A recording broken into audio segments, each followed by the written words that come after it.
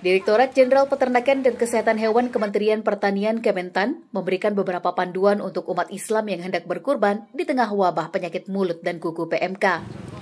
Beberapa panduan tersebut diantaranya terkait dengan persyaratan hewan kurban, tempat penjualan, tempat pemotongan hewan, hingga tata cara pemotongan.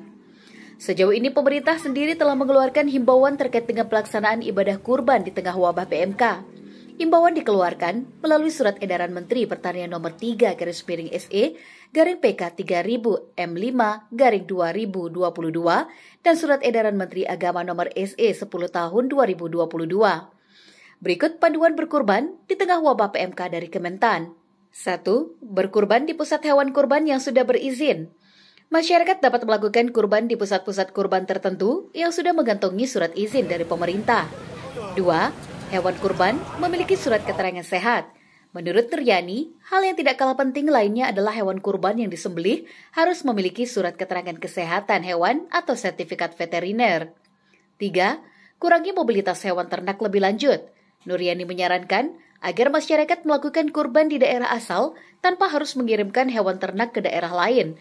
Hal ini dilakukan untuk mencegah hewan sehat terkontaminasi oleh virus PMK di perjalanan.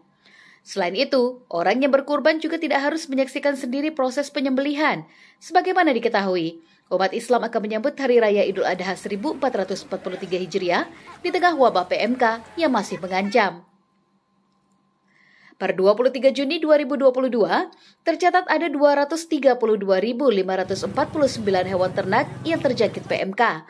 Angka tersebut tersebar di 19 provinsi di Indonesia.